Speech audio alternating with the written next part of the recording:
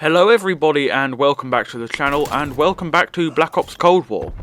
I know most of you are here for the Sniper Elite content, but I just wanted to make this short rant video to vent my displeasure with the way that Black Ops Cold War is becoming so anachronistic, and I really just needed to get this out of my system.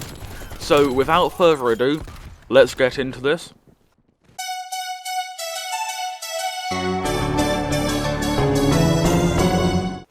Now, the first thing that wound me up in Cold War was when they added Express to the game.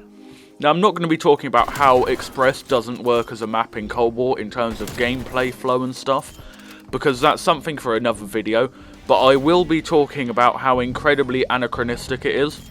Express in Black Ops 2 was set in 2025, and if you take your mind back to like 2012, that's what 2025 would have looked like. I mean, now we know that 2025 won't look like that, but in 2012 this was a reasonable assumption to make. Express in Cold War is set in 1984, however, the map is identical to its Black Ops 2 counterpart. Treyarch said that this is so they could keep the feel of Black Ops 2 and make sure that it was just like the old map and there weren't any new like peeking spots or dodgy sightlines or anything. But I don't care. There's no train station that looks like this now, let alone in 1984. All they had to do was change the damn train, and that would have at least made it look a little less futuristic. They could have kept the layout, they could have kept the train that speeds through the map, they could have kept everything, but they just needed the train so it looked more 1980s. They could have done everything, but trains from 1984 look like this and not like this, and it kind of winds me up because this blatantly wouldn't have happened in 1984, and I'm just really cross about it. I know it's such a little thing to pick over and no one really cares, but it winds me up. I know Call of Duty isn't realistic, but it's not unrealistic.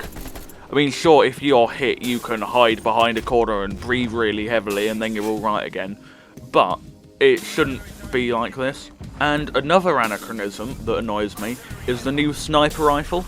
It's called the ZRG 20mm and is based on the Denel NTW-20, a South African anti-material rifle that makes the Barrett 50 cal look like a child's toy.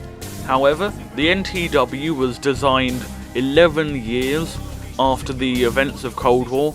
Admittedly, it is harder to make a rifle that looks more powerful than an AWM or a Barrett 50 cal, but there must have been a better option than this, such as like the Macmillan TAC 50, which could have worked under the excuse that bolt actions do more damage, even though they don't, that's just a video game thing.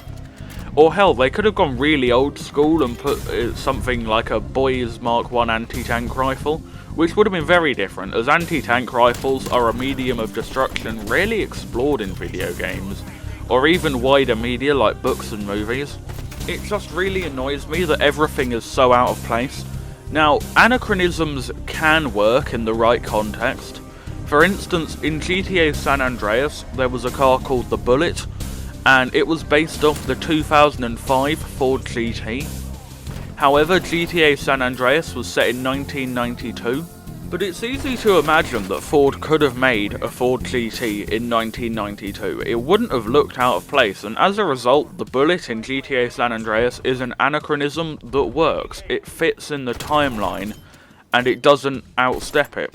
Whereas, for instance, Express and the ZRG 20mm, they do overstep the mark in terms of what looks realistic in a 1980s setting, and it winds me up. Thank you everyone for watching the video. Remember to like, subscribe and comment. It costs you nothing and it's a great way to help out the channel. Stay safe and goodbye.